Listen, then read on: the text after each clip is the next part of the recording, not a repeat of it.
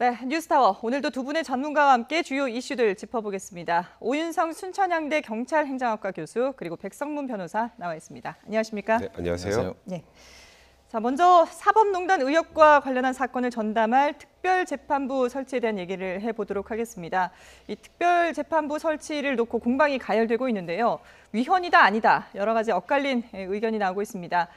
먼저 국회에서 논의되고 있는 특별재판부가 어떤 건지 좀 설명을 하고 저희가 의견을 들어봐야 될 것 같아요. 네, 지금 이제 일단 이 특별재판부라고 하는 것은 우리가 현행 헌법에서는요, 이 네. 군사재판의 1심, 2심 그것만 예외적으로 이제 일반 법원이 아닌 특별법원, 즉 군사법원이라고 그러죠. 예. 거기에서 재판을 하도록 돼 있고요. 지금 이제 이런 경우는 지금 사회적 대혼란기가 있는 그런 상황 하에서 네. 헌법 제정과 개정 절차를 거쳐서 극히 예외적으로 도입을 하는 그러한 재판부가 되겠습니다. 예컨대 건국 초기에 이제 반민족 행위자 처벌과 관련된 거, 그리고 4.19 이후에 이제 3.15 부정선거 관련자 소급 처벌하는 그러한 때에 이제 특별재판부가 구성이 돼가지고 예. 그렇게 예외적으로 운영이 되어 왔었죠. 예. 자, 그러면 이 특별재판부 설치가 위헌이다 아니다 엇갈리고 있는 양측의 입장을 들어보고 얘기를 이어가도록 하겠습니다. 먼저 대법원은 위헌이다 이렇게 주장을 하고 있는데요. 들어보시죠.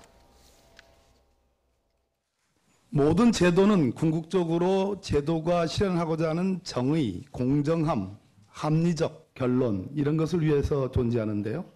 특별재판부에 대해서 우리 법원이 공식적으로 위헌이라는 의견을 갖고 계십니까? 예, 법제사법위원회에 개별적인 조문에 대한 검토 의견서를 제출한 것으로 알고 있습니다. 위헌으로 그런 의견을 내셨습니까? 위원회 소지가 있다는 취지로 낸 걸로서라. 네, 위헌의 소지가 있다는 의견서를 제출했다라는 입장을 밝혔는데요. 반대로 법무부의 입장은 어떤지 들어보겠습니다. 제정안은 대상 사건을 특정 법원의 특정 재판부에 배당하도록 하는 취지인 바 이미 다수의 개별 특검법이 그 대상 사건을 특정 법원의 전속 관할로 규정한 선례가 있고 제정안이 통상의 사건 배당권자의 권한을 제한하는 측면은 있으나 추천위원회의 추천을 2배수로 규정하고 대법원장의 선택권을 보장하고 있어 그 자체만으로 사법부 독립의 본질적 부분을 침해하고 있다고 단정하기 어렵다. 맞습니까? 네, 그렇게 된 걸로 알고 있습니다.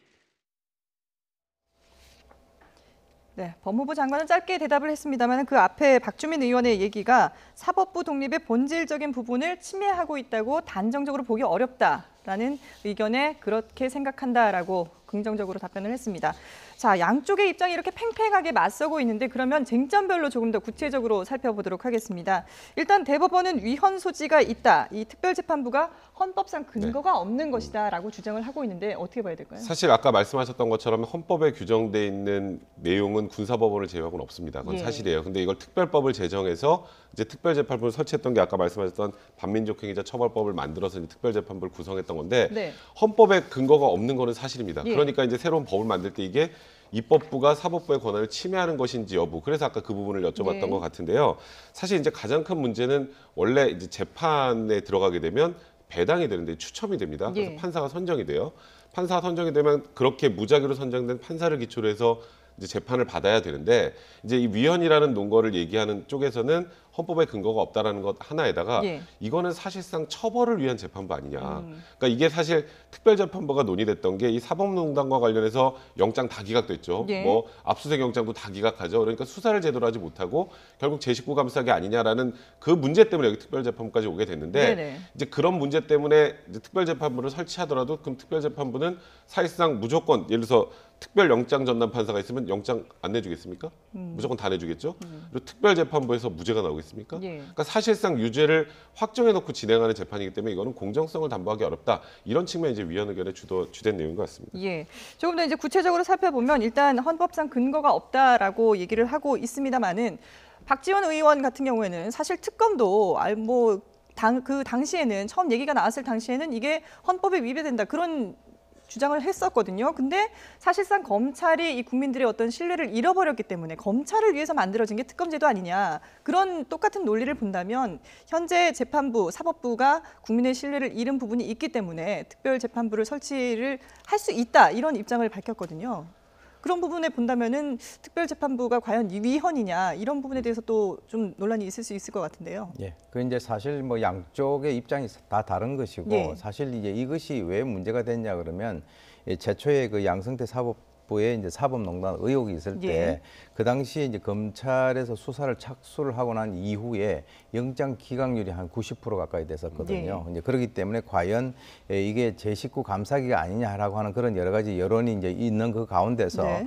그렇다면은 이제 공정한 재판을 기대할 수 있는가라고 하는 그 측면에서 이제 특별재판부라고 하는 얘기가 나왔는데 지금 뭐 이 박주민 의원 등이 이제 제시를 하는 그 여러 가지 어떤 방법 중에서는 대법원장이 위촉하는 추천위원을 9명 중에서 예. 그 사람들이 이제 특별재판부 판사 후보를 6명을 추천을 하게 되면 그렇죠. 대법원장이 그 중에서 3명을 갖다 임명을 한다라고 예. 하기 때문에 그것은 별로 이렇게 위헌의 소지가 아니다라고 얘기를 하는 것이죠. 네. 왜 그러냐면 아까 얘기 나왔던 그러한 그 아주 극히 예외적인 상황 하에서는 그 특별재판부를 운영한 그 전례가 있다라고 예. 하는 것이고요. 1948년에 그런 사례가 있다고 하죠. 예. 그렇습니다. 그때 하고 이제 3.15 부정선거 예. 때 하고 그래서 이제 그런 그 주장을 하고 있는데 지금 이제 법원 측에서는 뭐라고 얘기를 하냐면 이 사건 배당이라고 하는 것은 이 헌법상 이 사법부에 부여가 돼 있는 사법 행정권의 핵심이다. 네. 그렇기 때문에 이제 그 법관 중심으로 이러한 어떤 사건 배당이 이루어져야 되는데 지금 이제 이 국회라든가 만약에 이 대한변협이 예. 이 그 분명히 사법부가 아닌 상태에서 이러한 그 특별재판부 판사 결정 과정에 개입을 하게 된다라고 하는 것이 위헌이다라고 이제 주장을 하는 것이죠. 예. 그래서 이것이 이제 사법권 독립에 있던 침해로 볼 수 있는 여지가 있다라고 하는 것이고요.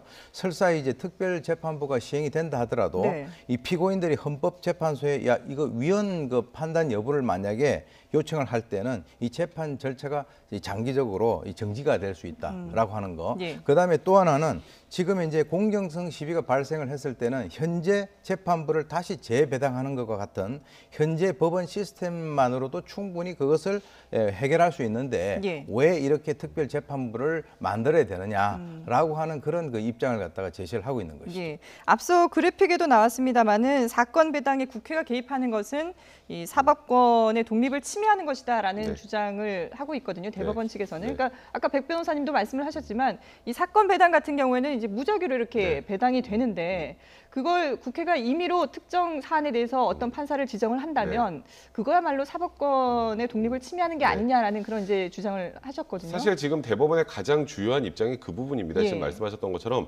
아니 배당을 통해서 판사가 선정이 돼서 그 판사에게 재판을 받는 것이 재판을 받을 권리인데 네. 판사 예를 들어서 뭐 추천을 누가 하던 간에 6명을 추려서 그중에 3명을 대법원장이 지목해서 재판을 하면 과연 그 재판의 공정성이 담보될 수 있겠느냐. 네네.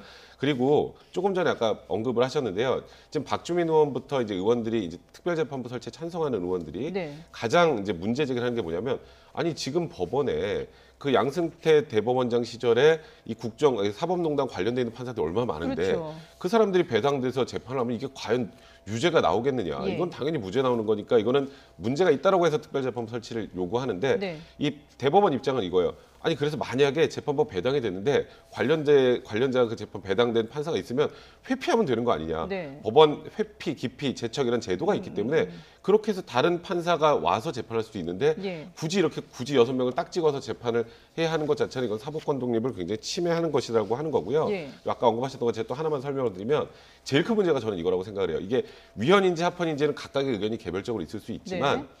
이제 임종원 차장 이제 곧 있으면 재판 시작합니다. 그렇죠. 지금 특별재판부 일단 설치할 시간도 현재는 좀 없는 예. 상황인데 설치가 됐다고 가정을 해보세요. 네. 법을 만들어서 임종원 차장이 이거 아무리 봐도 헌법에 반하는 것 같습니다. 그래서 헌법 소원을 제기하거나 위헌 법률 심판 제청을 해서 재판이 정지돼 버리면 예. 그럼 이 재판 무한대로 늘어나기만 하고 거기서 위헌 나오면 다시 재배당해야 돼요. 예. 근데 그런 문제들이 발생할 수 있기 때문에 대법원은 지금 위헌이라고 계속 고집을 하고 있는 겁니다. 예. 대법원에서 실제로 그런 얘기를 했거든요. 재판 거래 의혹과 관련돼서 만약에 이런 단순한 의혹까지 대상으로 삼으면은 뭐 판사 이 수사 기관의 주관적인 의미에 따라서 이렇게 좀 범위가 넓어질 수도 네. 있고 그리고 또 말씀하신 것처럼 이렇게 재판을 거부해 버리면 피의자가 재판을 거부해 버리면 재판이 진행되지 않을 수가 있다라고 얘기를 했지만 이 부분에 대해서 또 찬성하는 쪽에서는 보면은 오히려 대법원이 피의자에게 이런 몰랐던 사실들을 알려주고 있는 게 아니냐 이런 지적을 하고 있거든요. 그러니까 지금 이게 대법원이 지금까지 보여왔던, 그러니까 대법원에 한정짓는 것보다 이제 법원이 지금까지 예. 이 사법농단 사건에서 보여줬던 태도들 때문에 지금 그런 색안경을 굉장히 신뢰를 많이 띌 잃었기 때문이다. 수밖에 없는 예. 거예요. 사실 제가 여기서도 몇 번 언급했지만 압수수색 영장의 발부율은 99% 정도가 됩니다. 근데 몇 번이나 됐죠? 뭐 주거의 평온까지 들먹이면서 압수수색 영장을 발부해주지 않고 그랬기 때문에 예. 이거는 지금 이 현 법원에 이 사건을 맡기는 건 아무 의미가 없다. 그래서 이제 특별재판부 논의가 나온 건 아니겠습니까? 네네. 그러니까 이거는 양쪽의 이야기가 사실 다 일리가 있어서 어느 한쪽이 맞다고 단정하기 굉장히 힘든 건 사실입니다만 예. 제가 법률가 입장에서 보면 위헌의 소지가 있는 건 사실이긴 해요. 사실. 예. 근데 이제 그동안에 대법원이 잘못된 그 그릇된 관행을 보여줬던 것 때문에 이 분노에서 나온 아니기 때문에 사실 이 안을 무조건 대법원이 거부하는 것도 문제가 있습니다만 너무 이런 문제가 한번 터졌을 때 특별재판부를 설치해서 무조건 이 사람들 다 처벌 이렇게 가는 게 맞는지에 대해서는 한 번은 또 진지하게 검토해 볼 필요가 있는 것도 예. 사실입니다. 당장 이제 다음 주부터 임종원 그 처장에 대한 이 기소가 이뤄지게 되는데 재판을 어디서 해야 되는지도 정하지 못하고 있는 이런 혼란스러운 상황이거든요. 그렇다면 과연 이 대책을 어떻게 해결책을 찾아야 될까? 지금 일단 김명수 대법원장은 아직까지 공식적으로 입장은 밝히지 않고 있는 거죠. 그렇습니다. 지금 이제 그 어차피 아까 전에 그 법원 행정처장의 입장이 그 지금 대법원의 입장을 대변하는 것이 아니냐라고 이제 얘기를 하고 있습니다만 아직까지는 이제 대법원장이 입장을 표명을 하지 않고 있는 그런 상황이고요. 네. 지금 이제 그 아까 잠깐 얘기 나왔습니다만 일부 이제 그 헌법 학자들 같은 경우는 이것이 위헌이다라고 얘기를 하고 있는 그런 예. 상황이고 또 사실 그 안철상 그 법원 행정처장 같은 경우도 법제사법위원회에 나와서 이런 얘기를 했습니다.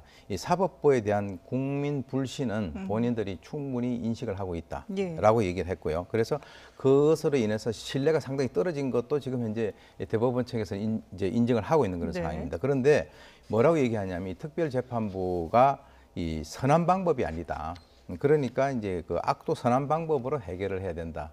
이렇게 이제 얘기를 했거든요. 예. 그게 여러 가지 의미가 있는 것 같습니다. 그래서 지금은 어떤 식으로 해결을 할 수 있느냐라고 예. 하면 사실 이제 그 특별재판부가 구성이 된다 하더라도 이것이 결국은 이제 국회를 통과를 해야 되잖아요. 그렇죠. 그래서 만약에 지금 법사위원회를 통과를 하지 못하면은 또 추가적으로 이제 바로 본회의로 올라가기 위해서는 지금 현재 180명 정도의 국회의원의 그 수가 필요한데 네. 현재 이제 전부터 다 계산을 해보니까 178석 정도 돼요. 두 석이 좀 모자란단 말이죠. 예. 그렇기 때문에 지금 아까 말씀하셨습니다만 이걸 구성할 수 있는 그런 이제 시간적 여유도 지금 별로 없고 또 그것이 이제 그 구성이 된다 하더라도 이것이 과연 국회를 통과할 수 있을 것인가 예. 그러니까 결국은 이제 그 특별재판부라고 하는 이 문제가 부각이 된다는 것은 지금까지 이 재판부에 있어서의 그 국민의 신뢰성이 많이 떨어졌다라고 그렇죠. 하는 것이 지속적으로 강조되고 있는 그런 상황이다. 그래서 예. 제가 볼 때는 이것이 뭐 그렇다고 해서 지금 대법원장이 나와서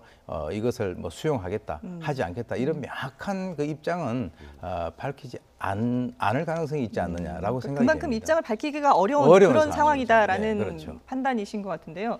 그러면 변호사님이 보실 때는 이 문제를 어떻게 좀 현명하게 해결을 해야 될까요? 지금 사실 사법부 스스로 자정 노력을 하는 것밖에 없는데 예. 그건 너무나 그냥 그거는 이제 원론적인 얘기인 것 같고요.